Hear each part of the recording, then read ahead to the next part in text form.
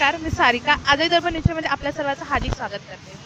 दिनांक 28 जानेवारी 2025 ला राजुरा येथील वन परिक्षेत्रातील चुनाडा येथील राखीव कक्ष क्रमांक 157 मध्ये काही वन अधिकारी समावेश गस्त असताना काही आरोपींना अटक करण्यात आली. चला जाणूया येथील वन अधिकारी उपविभागीय वन अधिकारी पवन कुमार जोंग साहेब यांच्याशी.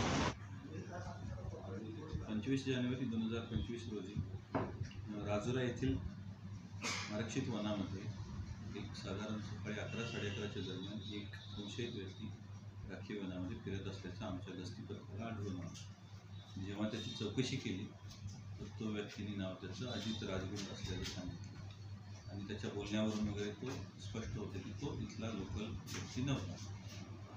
जेव्हा आम्ही आमच्या वरिष्ठांना माहिती दिली ऑलरेडी या व्यक्तीच्या नावाने बऱ्याच ठिकाणी वन्यजीवच्या हत्येबाबत किंवा त्यांच्या ट्रान्सपोर्टबद्दल बरेच गुन्हे दाखल होते वेगवेगळ्या राज्यांमध्ये. आम्ही त्याला सदर माहितीनुसार किंवा सदर गुन्ह्यानुसार दोन गोष्टीचा एव्हिडन्स घेऊन आम्ही त्याला चौकशीसाठी परिक्षेत्र अधिकारी राजुरा कार्यालय या ठिकाणी बोलवून घेतलं.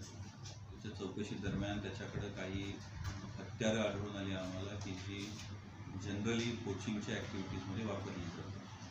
त्याच्यानंतर त्याला आम्ही संध्याकाळी अरेस्ट केले. त्याच्या अरेस्ट केल्यानंतर कोर्टामध्ये हजर करून कोर्टाने आम्हाला त्याच्यासाठी 6 दिवसाचा FCR दिलेला आहे. त्यानंतर जेव्हा आम्ही त्याच्या राहत्या घरी तर तो चुनाळा एक गाव आहे, त्या चुनाळा गावाशेजारी त्यांनी झोपडी टाकून राहत होते ते लोक. तर तिथं जेव्हा आम्ही तपासणी केली तर तिथल्या तपासणीमध्ये पुन्हा आम्हाला आणखीन काही शस्त्र आढळून आली जी खास करून कोचिंगच्या कामामध्येच वापरली जातात. आता ही ॲक्टिव्हिटी करत असताना सायमल्टेनियसली आम्हाला त्यांच्याकडून काही त्यांच्या परिवार जो राहत होता तिथं काही महिला राहत होत्या तर त्या महिलांच्याकडून आम्हाला काही मोबाईल्स मिळाले. त्या मोबाईल्समध्ये चांगली मोठी अमाऊंटचे ट्रान्झॅक्शन्स आम्हाला आढळून आले जे की अनपेक्षित होतं आणि मग त्याच्यामुळून असं वाटतं की ह्या सगळ्या गोष्टी लिंक आहेत आणि हे सगळे लोक इन्व्हॉल्व आहेत.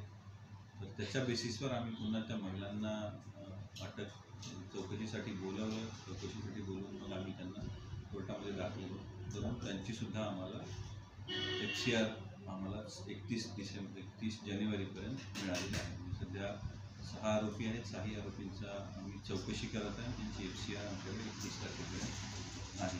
अद्याप काही विशेष लीड नाही मिळालेली आहे पण त्यांचे जे काही इतर फायनान्शियल ट्रान्झॅक्शन्स आहेत त्याचा तपास काढणं चालू आहे आणि मला नक्की 31 तारखेपर्यंत काही ना काही एकदम कॉन्क्रीट आमच्या हातामध्ये माहिती येईल तशी मिळून जाईल.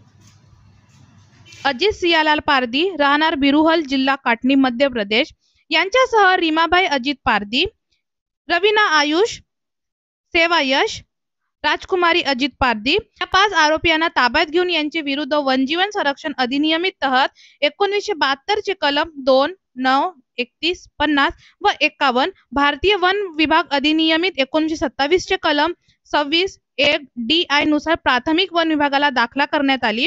त्यानंतर माननीय न्यायदंडाधिकारी प्रथम श्रेणी न्यायालय राजुरा यांनी आरोपी वन कोठारी सुनावली गेली. या आरोपाविरुद्ध यापूर्वी देशभरात विविध ठिकाणी अवैध शिकाराचे वनगुन्हा दाखल असून या सुराईत गुन्हेगार आहे.